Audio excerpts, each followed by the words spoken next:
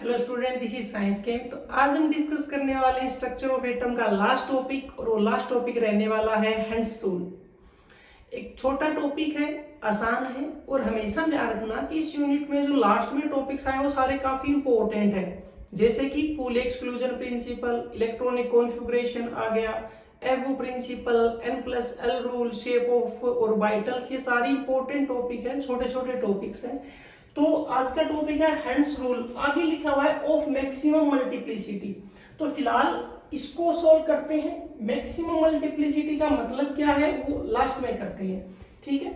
अब hence rule, तो इस रूल में हमें क्या पढ़ना है, देखो पूरी एक्सक्लूजन प्रिंसिपल में हमने डिस्कस कर लिया कि एक ऑर्बिटल में 2 इलेक्ट्रॉन आएंगे मैक्सिमम, वो भी हमने सीख लिया। उसके बाद एम्बो प्रिंसिपल में हमने ये पढ़ा कि पहले लो एनर्जी में और इलेक्ट्रॉन फील होंगे, वो भी हमने सीख लिया। कॉन्फ़िगरेशन भी हमने कर लिया। अब इसमें नई बात क्या आनी, इसमें नई बात ये आनी है कि अगर हम सभी सब सेल को ध्यान से ऑब्जर्व करें तो एस सब सेल ऐसा होता है जिसमें एक सिंगल ऑर्बिटल है। एस को छोड़कर जो पीछे 3 बचते हैं, पी, डी और एफ, उनमें सभी में एक एक से ज्यादा ऑर्बिटल है। यानी कि पी में 3 होते हैं, डी में 5 यानी कि 5, और एफ में 7 ऑर्बिटल्स होते हैं। तो आज मेन बात किस पे है कि ऑर्बिटल्स कैसे फिल करने हैं। ये तो पता है कि एक ऑर्बिटल में 2 इलेक्ट्रॉन्स आने हैं, लेकिन कैसे फिल करने हैं, क्या एक ऑर्बिटल में दोनों इलेक्ट्रॉन एक साथ फिल करने हैं या क्या हमें रूल फॉलो करना है, वही हमें डिस्कस करना है। क्लियर। तो हेंस रूल में जो हम स्टडी करेंगे वो ऑर्बिटल में इलेक्ट्रॉन की फिलिंग को स्टडी करेंगे। क्लियर, इसको ध्यान से समझ लेना। तो इसमें हम क्या स्टडी करने वाले हैं, study the feeling of electron in, एक वर्ड है डीजनरेट, वर्ड क्या आएगा, degenerate orbitals of A subshell. इस बात को समझो ध्यान से। Study the feeling of electron, clear, किसमें, डीजनरेट ऑर्बिटल्स। अब डीजनरेट ऑर्बिटल्स का मतलब होते हैं ऐसे ऑर्बिटल जो सेम एनर्जी के हो। किसके हो, सेम एनर्जी ऑर्बिटल्स को क्या कहा जाता है, डीजनरेट ऑर्बिटल्स। और वो किसके होंगे, एक ही सब सेल के होंगे। अब ध्यान रखो, एस को हम अलग निकाल देते हैं क्योंकि इसमें एक ही ऑर्बिटल है। अब यहाँ पे मतलब मेन किसकी बात होनी है, पी की, डी की और एफ की, क्योंकि एस में तो सिर्फ एक है। तो एक है तो वो एनर्जी एक जैसी होगी। इस बात का मतलब समझो, डीजनरेट ऑर्बिटल्स का मतलब समझो कि एस का तो सिर्फ एक ऑर्बिटल होता है, तो इसकी जो एनर्जी है वो है। लेकिन अगर आगे देखा जाए कि पी के ऑर्बिटल्स तो 3 है, पी के तो 3 है। अब जो पी का एनर्जी है वही इनका एनर्जी है, तो तीनों इक्वल एनर्जी के हो गए। डी की बात करें तो डी के कितने हैं, 5 है, तो ये 5 भी क्या है, इक्वल एनर्जी के। तो यहाँ पर ये जो 3 ऑर्बिटल्स हैं ये भी डीजनरेट है, यहाँ पर 5 है वो भी क्या है, डीजनरेट है। एफ में 7 आएंगे तो 7 भी डीजनरेट होंगे। ठीक है, तो हमें आज इसका तो चलो हो ही जाएगा कि 2 इलेक्ट्रॉन आ जाएंगे। इसमें क्या मैं यहां से फिल करना शुरू करूं या मैं यहां से फिल करना शुरू करूं, कैसे करें, क्या दोनों एक साथ फिल कर दे, तो ये हमें स्टडी करना है। तो क्या है, of A subshell, degenerate orbital of A subshell, कि अगर हमें पी को फिल करना है तो हमारे लिए पी के तीनों ही ऑर्बिटल इक्वल हैं, पी के तीनों ही इक्वल एनर्जी के हैं, तो हम इनको कैसे फिल करेंगे। ठीक है, तो इसको ध्यान से समझना, ध्यान से नोट करना। ठीक है, ओके। तो डीजनरेट का मतलब होता है इक्वल एनर्जी का। तो हमें कैसे फिल करेंगे, पी के 3 में से हम किस में फर्स्ट इलेक्ट्रॉन डालेंगे, डी के 5 में से किस में डालेंगे, एफ के 7 में से किस में इलेक्ट्रॉन फिल करेंगे। ठीक है, तो ये हम स्टडी करने वाले हैं। रूल कैसे चलेगा, रूल कुछ ऐसे चलेगा, only 1 electron is fill. Starting हमें किससे करनी है, 1 इलेक्ट्रॉन से। Only 1 electron is fill in all orbitals with same, या थोड़ा चेंज कर देते हैं, ऑल ऑर्बिटल्स ए सब सेल, और सब सेल कौन कौन से, पी डी और एफ। एस क्यों नहीं ले रहे, क्योंकि उसमें एक ही ऑर्बिटल होता है। तो fill in all orbitals of a subshell with same और पैरेलल स्पिन। क्लियर, ध्यान से समझो। एक एक इलेक्ट्रॉन फिल करना है सभी ऑर्बिटल्स में। पहले एक एक में फिल कर दो सभी ऑर्बिटल्स के जो एक ही सब सेल के, या तो पी है तो पी के तीनों में एक एक डाल दो, डी है तो डी के 5 ऑर्बिटल्स में एक एक डाल दो, एफ है तो एफ के 7 साथ में सभी में एक एक इलेक्ट्रॉन डाल दो, कि जितने हमारे पास इलेक्ट्रॉन है उसके अकॉर्डिंग। लेकिन जब हम इलेक्ट्रॉन फिल कर रहे हैं तो वो इलेक्ट्रॉन क्या होने चाहिए, सेम और पैरेलल स्पिन के होने चाहिए। सेम और पैरेलल स्पिन का मतलब होगा, स्पिन क्या होता है वो हमने सीखने ना, क्लॉकवाइज होता है कि एंटी क्लॉक होता है, या तो फुल एरो से दिखाते हैं या हाफ एरो से दिखाते हैं। क्लियर, तो पैरेलल स्पिन के साथ होगा। अब एक एक फिल करने के बाद अब ऑर्बिटल में तो 2 आते हैं, तो अगर इलेक्ट्रॉन बच गए, अगर इलेक्ट्रॉन है बच गए तो पैरेलल स्पिन के साथ हमने फिल कर दिया। Then remaining electron used in pairing, बचे हुए इलेक्ट्रॉन किस में यूज किए जाएंगे, पेयरिंग में यूज किए जाएंगे। थोड़ा सा कॉम्प्लिकेटेड डेफिनेशन है, स्लो समझना। ओनली 1 इलेक्ट्रॉन फिल करना है, सभी ऑर्बिटल्स में करना है, एक ही सब सेल के होने चाहिए, एक ही सब सेल के, या तो पहले पी की बार है तो पी, डी है तो डी, एफ है तो एफ। जब फिल करेंगे तो उनकी स्पिन है वो सेम या पैरेलल होनी चाहिए। इस बात का मतलब या तो सभी के एरो ऊपर की तरफ या सभी के एरो नीचे की तरफ। अब तीनों अगर ऊपर है तो ये पैरेलल स्पिन है, तीनों अगर नीचे हैं तो ये भी पैरेलल स्पिन है। क्लियर, अगर ऊपर एरो को अगर हम क्लॉकवाइज कह रहे हैं या पॉजिटिव स्पिन कह रहे हैं तो यहाँ पे तीनों ही पॉजिटिव स्पिन के हैं। इसका मतलब यहाँ पे तीनों ही किसके हैं, नेगेटिव के हैं, यानी कि तीनों ही क्लॉकवाइज, ये तीनों ही एंटी क्लॉकवाइज, इसको बोलते हैं पैरेलल स्पिन। और बचे हुए इलेक्ट्रॉन किस में यूज किए जाएंगे, पेयरिंग में यूज किए जाएंगे। तो इसको नोट कर लो अच्छे से, ठीक है, ओके, अच्छे से नोट कर लो। ओके, अब समझते हैं फिर एग्जांपल कि ये एक्चुअल में है क्या कहानी। ओके, हो गया, हटा दिया जाए, ठीक। तो 2 पॉइंट है, हमने बहुत ही आराम से ध्यान से समझे ताकि कोई कंफ्यूजन ना हो। ठीक है, अब देखो एग्जांपल लिखने के बाद आपको ये बात बहुत ही आसान सी लगेगी कि ये तो हम सीधा एग्जांपल से ही समझ सकते थे, हमें रूल का करना ही क्या।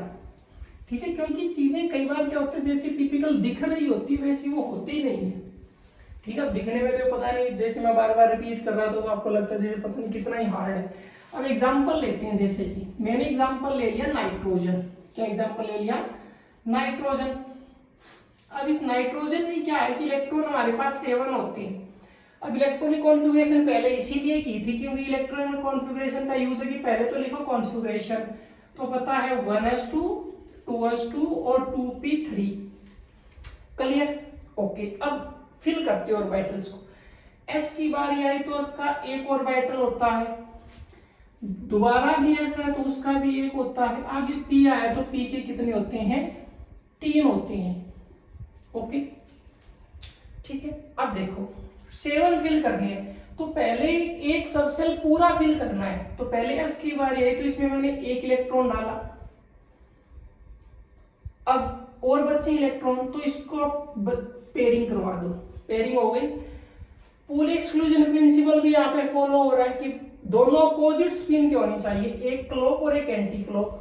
बात आ गई समझ में। फिर दूसरे सब सेल की बारी, वो भी s का ही है, इसमें भी एक ऑर्बिटल है, तो फर्स्ट और सेकंड इलेक्ट्रॉन डाला, ये थर्ड डाला, और भी बचे हुए हैं तो ये फोर्थ इलेक्ट्रॉन आ गया।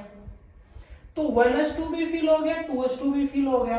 अब मेरे पास बचे हुए हैं ये 3 इलेक्ट्रॉन। कितने बचे हुए हैं, 3 इलेक्ट्रॉन। ऑर्बिटल भी कितने हैं, 3 ऑर्बिटल है।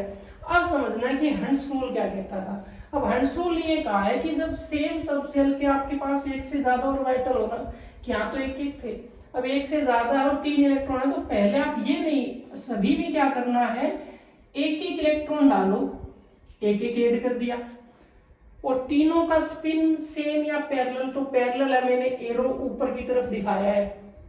और अगर अब इलेक्ट्रॉन बचते हैं उसके बाद आप पेयरिंग करवाओ तो इलेक्ट्रॉन तो बचे ही नहीं, तो ये भी फिल हो गया। मतलब ये नहीं करना था कि मैं अगर कुछ ऐसा बना देता कि मेरे पास 3 बचे हुए हैं, तो ये लो जी, अब ये रह गया खाली, इसमें नहीं आया कुछ भी। या मैं ये कर देता कि 3 है, ये दोनों ऊपर कर दिए, ये एरो मैंने नीचे कर दिया। या मैं कुछ ऐसा कर देता कि इसको तो छोड़ दो, ये 2 इसमें डाल दो और इसमें डाल दो। ये तरीका भी गलत है, ये भी गलत है, ये भी गलत है।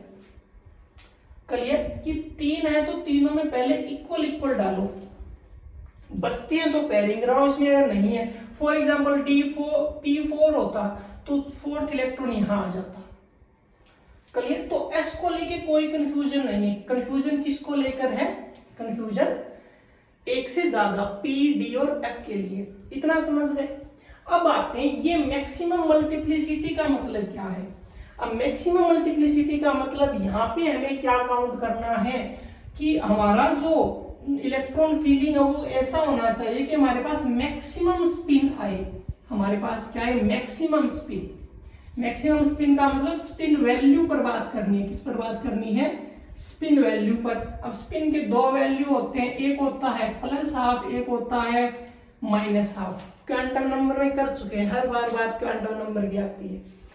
अब जरा समझो, अगर मैं इस क्वेश्चन के लिए अगर मैं अपर एरो को क्या मान लेता हूं +12, तो लोअर एरो क्या हो जाएगा मेरे लिए -12। तो मैं स्पिन निकालता हूं। अब ये तीनों ही +1 +1 +1, तो ये कुल मिला के कितना हो जाएगा, 3/2 हो जाएगा, यानी कि 1.5 स्पिन आएगी इसकी। तीनों को ऐड कर दो, 1/2 + 1/2 + 1/2। क्लियर। अब मैं इसकी स्पिन निकालता हूं, मैं मान लेता, अब इसकी स्पिन निकाले तो पहला क्लॉक है तो दूसरा एंटी क्लॉक, तो +12 -12, यहां से स्पिन क्या हो गई 0। अब बचा सिर्फ ये, इसका वैल्यू 1/2, तो ओवरऑल स्पिन कितना आ गया 1/2। इसमें तीनों ही क्या थे 1/2 1/2 1/2, तो ओवरऑल 3/2 आ गया। ये 0 हो गया। इसमें देखो ये 1/2 1/2, लेकिन ये अपोजिट हो गया, तो यहां से भी आंसर कितना आएगा 1/2। मैं यहां से कैलकुलेट करता तो ये एक अप है एक डाउन है, तो ये यहां से स्पिन 0, यहां से 1/2। आपने क्या देखा कि अगर हमारा फीलिंग का तरीका अगर सही है, अगर हमारा फीलिंग का तरीका मेथड हमारा सही है, तभी स्पिन सबसे ज्यादा आएगी। अब यहाँ पर स्पिन है 1.5 और इन सभी का स्पिन कितना है सिर्फ हाफ। इसका मतलब अगर हम हंस रूल को फॉलो कर रहे हैं और उस एटम के लिए अगर हम स्पिन काउंट करें तो वो स्पिन भी मैक्सिमम आएगी। इसको बोलते हैं मैक्सिमम मल्टीप्लिसिटी। क्लियर, इसीलिए हमने लास्ट में समझा कि इसका यूज यहां होना है। क्लियर, ये समझ गए, इसको ध्यान से लिख लो। अब कोई और एग्जांपल देखते हैं। मान लेते हैं जैसे मैं ऑक्सीजन ले लेता हूं। अब ऑक्सीजन का हमें पता है इलेक्ट्रॉन कितने होते हैं 8 होते हैं, तो मैंने लिखा 1s2 2s2 4 हो गए और 4 और बचे तो क्या आएगा 2p4 आएगा। अब की बार समझो, उससे नेक्स्ट लिया है मैंने। अब 1s2 तो आप फील कर दोगे कि सर ये बनाया और ये फील कर दिया, ये बनाया ये कर दिया, यहाँ तो प्रॉब्लम नहीं है, प्रॉब्लम यहाँ है। अब आपके पास 3 ऑर्बिटल है और इलेक्ट्रॉन कितने बचे हुए हैं 2 यहाँ डाल दिए, 2 यहाँ, 4 बच गए। कितने 4 इलेक्ट्रॉन, 4 बचे हुए हैं। तो 4 में पहले तो 1 1 ऐड करो, हंस रूल फॉलो हो रहा है। अब सिंगल इलेक्ट्रॉन बचा हुआ इलेक्ट्रॉन क्या करवाएगा पेयरिंग करवाएगा, तो ये यहाँ पेयरिंग होगी। अब कोई जरूरत नहीं है इसमें करवाओ, लेकिन बाय डिफॉल्ट हम हमेशा ऑर्डर में ही चलते हैं। पेयरिंग आप तीनों में से किसी की करवा सकते हो, तीनों में से किसी की पेयरिंग आप करवा सकते हो, ठीक है, ओके। अब यहाँ पे देख लो, चाहे अगर 5th होता तो यहाँ और आ जाता 6। मान लो ऑक्सीजन के बाद जो नेक्स्ट आएगा, ऑक्सीजन के बाद जो नेक्स्ट आएगा फ्लोरीन आएगा, उसमें क्या आएगा 2p5 आएगा। फ्लोरीन के केस में 1s2 2s2 और क्या आ जाएगा 2p5 आ जाएगा। अब जब मैं 2p5 निकालूंगा तो मुझे p में 5 इलेक्ट्रॉन डालने हैं, तो 1 2 3, अब 2 बच गए, तो ये 4 आया और ये 5 आया। क्लियर। फ्लोरीन के बाद जो नेक्स्ट आएगा जाहिर सी बात उसमें 2p6 हो जाएगा। अब 6 इलेक्ट्रॉन होंगे और p में 6 ही आते हैं, तो पहले 3 डाल दिए, फिर बचे हुए 3 से पेयरिंग करवा दी। क्लियर। अब यहाँ पर आप स्पिन काउंट करो कि यहाँ पे सर दोनों हैं, clock anti clock 0, clock anti clock 0। यहाँ पे तो देख नहीं, जो फुल है उसकी स्पिन हमेशा 0। अब इसको आप प्लस मानोगे तो प्लस हाफ प्लस 1 आ जाएगा, और अगर आप इसको माइनस मानोगे तो माइनस हाफ क्या आ जाएगा -1 आ जाएगा। क्लियर। ओके ठीक है जी। और बाय फॉल्ट हमेशा अपर एरो को प्लस लिया जाता है और लोअर एरो को माइनस लिया जाता है। तो ये तो था हमारा Hund's rule and maximum multiplicity. Okay, इसको हमने इलेक्ट्रॉनिक कॉन्फ़िगरेशन की बात किया। रीजन आप समझ गए होंगे कि क्योंकि हमें पहले कॉन्फ़िगरेशन के बाद हम यहाँ पे पहुंचते हैं। क्लियर। तो यूनिट होता है हमारा कंप्लीट। अब हम मिलेंगे नेक्स्ट यूनिट में, जो हम करने वाले हैं रेडॉक्स रिएक्शन। तो मिलते हैं नेक्स्ट यूनिट के साथ।